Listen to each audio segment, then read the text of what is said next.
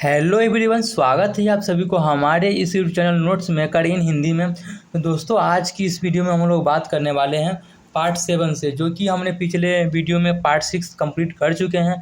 Part 7 से हम लोग शुरू करने वाले हैं, जो कि अनुच्छेद 29 से शुरू होने वाली है। तो चलिए, अनुच्छेद 29 में जो है क्या क्या बताया गया है।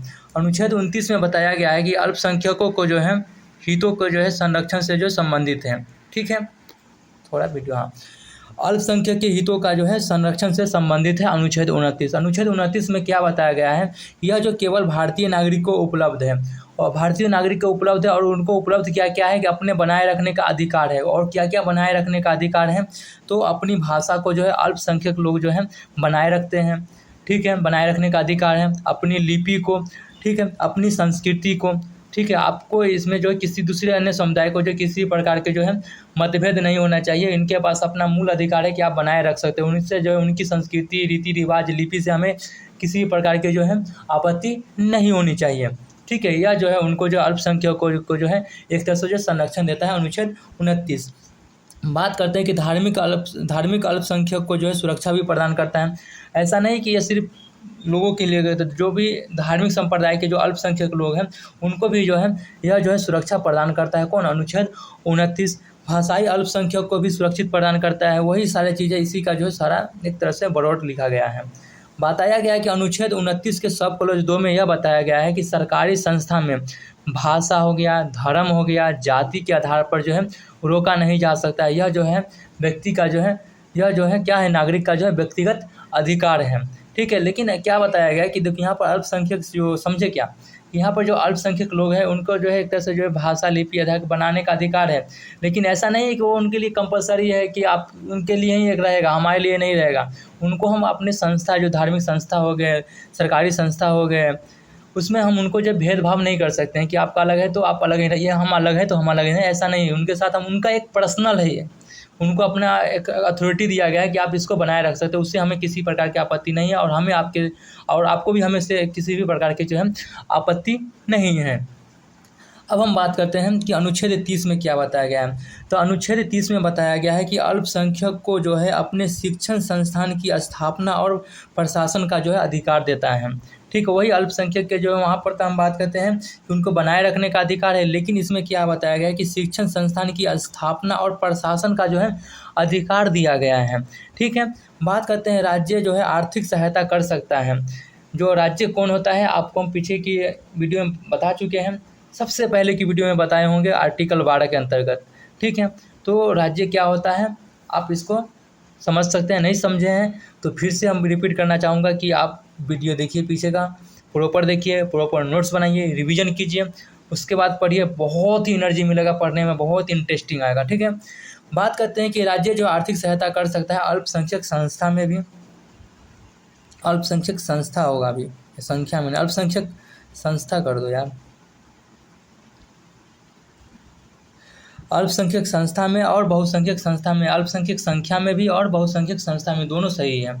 ठीक है, बात करते हैं अल्पसंख्यक को जो है अपने बच्चे को जो है अपनी भाषा में जो है शिक्षा देने का जो है अधिकार है। राज्य जो है आर्थिक आधार पर जो है अल्पसंख्यक और बहुसंख्यक के जो साथ किसी प्रकार के जो है भेदभाव नहीं कर सकता है। ठीक है, बताया जाता है कि जो अल्पसंख्यक शब्द जो है, अल्पसंख्यक शब्द को जो है संविधान में जो है कहीं भी जो है परिभाषित जो है नहीं किया गया है।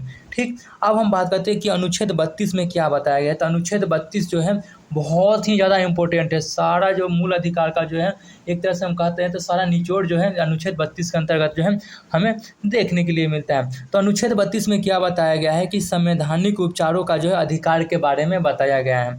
यानी कि संविधान में मूल अधिकार में अपने आप में जो है एक मूल अधिकार है। संवैधानिक उपचारों के बारे में जो है मतलब कि उपचार के बारे में बताया गया है अनुच्छेद 32 में, जिसमें क्या बताया गया है कि संविधान की जो है मूल विशेषता वाला है। यह जो अनुच्छेद 32 जो है एक तरह से हम बात करते हैं कि यह जो संविधान की जो है मूल विशेषता वाला है।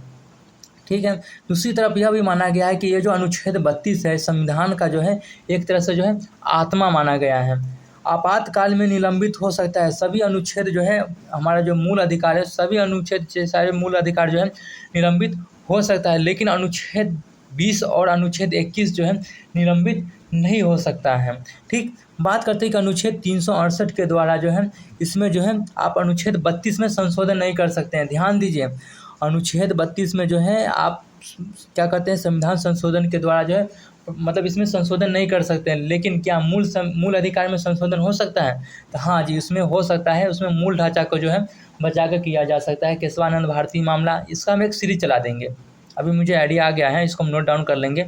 और जो भी केस है उसको जो है संशोधन वाला जो है हम वो पूरा एक पैटर्न चला देंगे, ठीक है। हम बात करते हैं कि रीट जारी करना। रीट जारी करने का अधिकार जो है अनुच्छेद 32 में भी जो है एक तरह से संवैधानिक उपचार के अधिकार के अंतर्गत आता है, जिसमें हम बात करते हैं सुप्रीम कोर्ट के द्वारा जो है एक तरह से जो रीट जारी करने का प्रावधान दिया गया है, और हाई कोर्ट के द्वारा भी। जब हम उच्चतम न्यायालय और उच्च न्यायालय में पढ़ाएंगे तो उसमें हम बताएंगे कि हाई कोर्ट को जो है रीट जारी करने की जो है काफ़ी ज़्यादा प्रावधान है, जो कि सुप्रीम कोर्ट के अकॉर्डिंग ज़्यादा है, क्योंकि सुप्रीम कोर्ट जो है एक तरह से जो है सिर्फ मूल अधिकार में ही जो है एक तरह से रीट जारी कर सकता है, लेकिन हाई कोर्ट जो है सुप्रीम कोर्ट सॉरी मूल अधिकार के अलावा जो है कई सारे अन्य चीज़ों के अन्य मामले में भी जो है एक तरह से जो है रीट जारी कर सकता है। हम वहाँ पढ़ लेंगे, ठीक है। बात करते हैं कि हनन होने पर जो है सुप्रीम कोर्ट जाने का जो है प्रावधान देता है। आप लोग कमेंट करके बताइए कि आपका जो मूल अधिकार का हनन होता है तो आप कौन सी अनुच्छेद के तहत जो है हाई कोर्ट में जा सकते हैं, ठीक है।